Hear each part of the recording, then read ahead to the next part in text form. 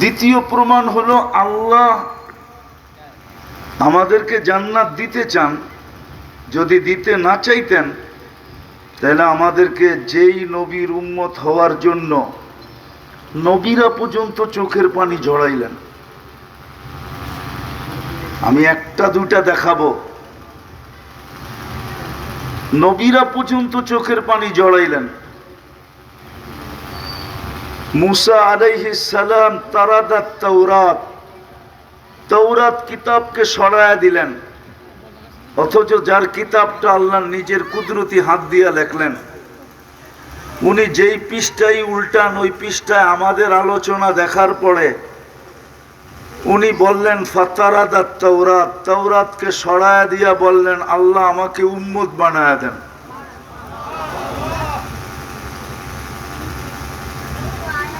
তো ওই রসুলের উম্মত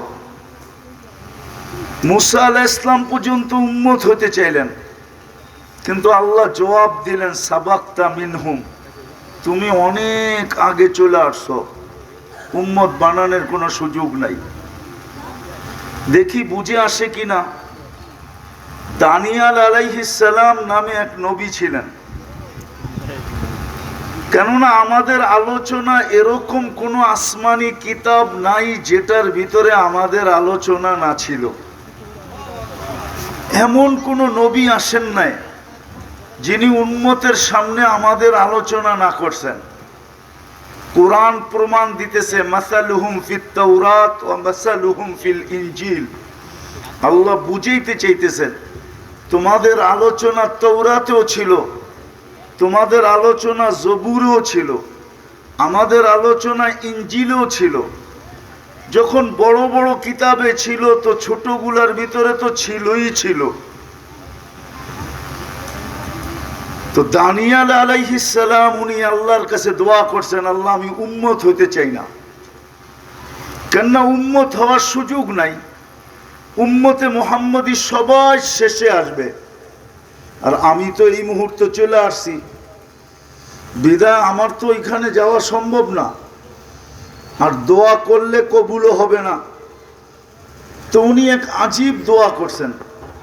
উনি বলছেন আল্লাহ আমার মৃত্যুর পরে আমাকে যেন সুরক্ষিত রাখা হয়।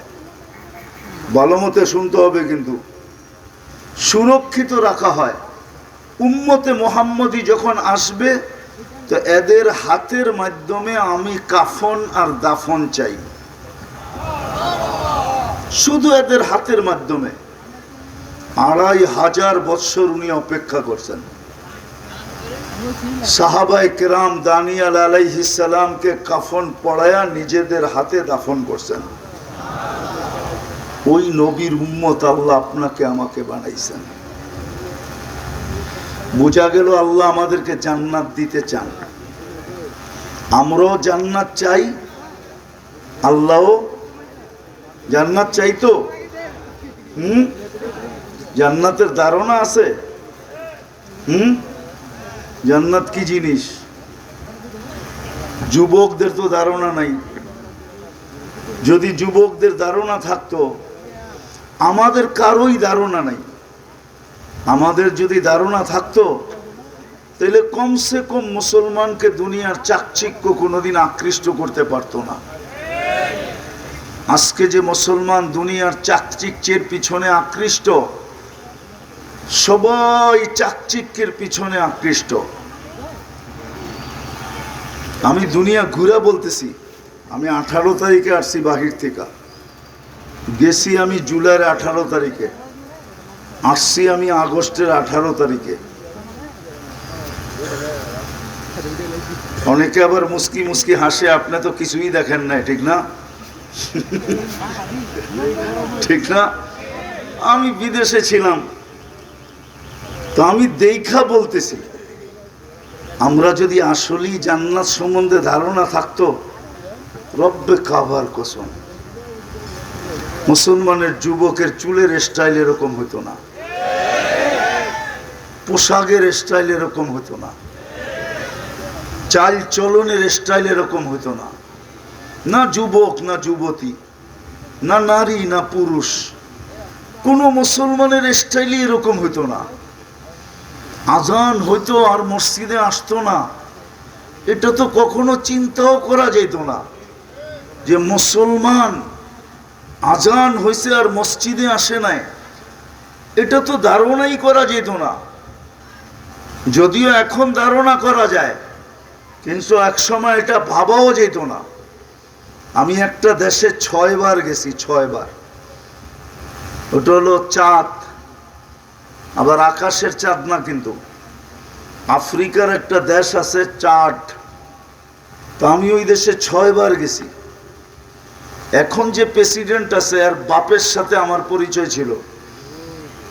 তার বাপ মারা গেছে এক যুদ্ধে, মালির যুদ্ধে এর বাপ মারা গেছে, এখন এর ছেলে প্রেসিডেন্ট। ওই দেশে যে আমরা জিজ্ঞাসা করছিলাম যে নামাজের পার্সেন্টেজ কতটুকু।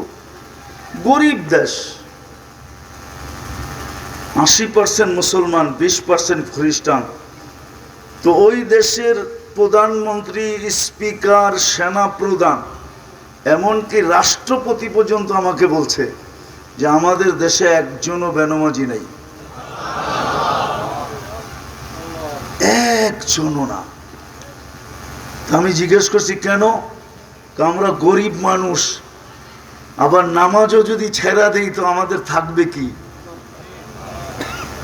আমরা তো গরিব মানুষ, নামাজ যদি ছেড়া দিই তো আমাদের কাছে আর কি থাকবে? দুনিয়ার একটা দেশ আছে যেই দেশে কোনো কুকুর নাই, কুকুর নেওয়া নিষেধ, পালাও নিষেধ, সেটা হলো কমরু আইল্যান্ড। আমি স্পিকারকে জিজ্ঞাসা করছি কুকুর নাই কেন? তো আমাকে বলতেছে তোমাকে মুক্তির সার্টিফিকেট কে দিছে? তা আমি বললাম আমার প্রশ্ন আর তোমার প্রশ্ন। তোমাকে মুফতির সার্টিফিকেট কে দিছে? তুমি জিজ্ঞাসা করতেছো কুকুর নাই কেন? তুমি কি হাদিসে পড়ো নাই কুকুর পাললে 1 কিরাত সওয়াব কমে যায়? আমরা তো গরিব মানুষ, 1 কিরাত মানে হলো বহুত পাহাড় সমান। তো বলতেছে আমরা গরিব মানুষ,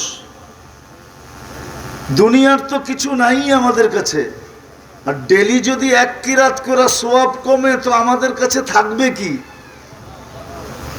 মাত্র 9 লক্ষ মানুষ, 4টা দ্বীপ দিয়ে একটা দেশ। তো যেটা বুঝাইতেছিলাম, জান্নাত তো চাই কিন্তু ধারণা তো নাই, আছে? চলো দেখি যুবক, তোমাদেরকে একটু ধারণা দেই, আজকে তোমাদের মন চেঞ্জ হয় কিনা দেখি যে জান্নাত কি জিনিস।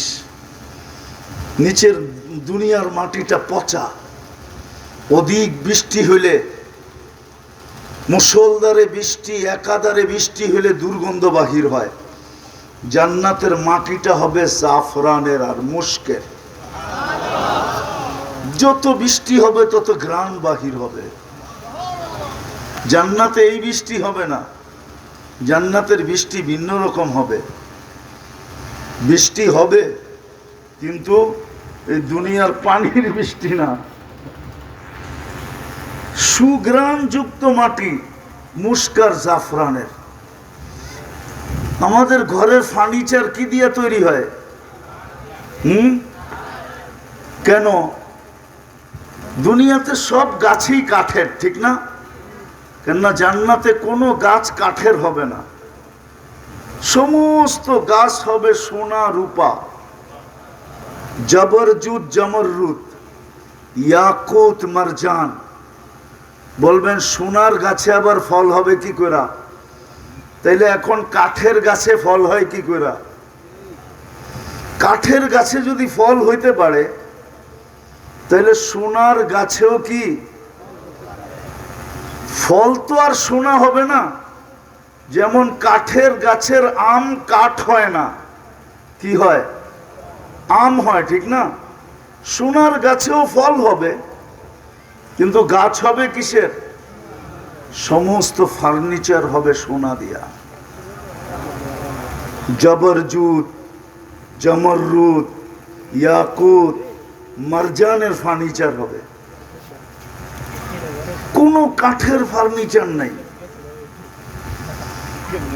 এখন বাড়িগুলা কি দিয়া তৈরি? ইট। ইট তৈরি কি দিয়া? জান্নাতের বাড়িগুলো হবে সোনা রূপার ইট দিয়া। এটা লো কোয়ালিটির বাড়ি। আরো উচ্চাঙ্গের কোয়ালিটির বাড়ি হবে জবরজুদ, জমররুদ, ইয়াকুত, মারজান, মুক্তা এবং হীরার ইট দিয়া। দুনিয়ার তালাগুলা কতটুকু উঁচা?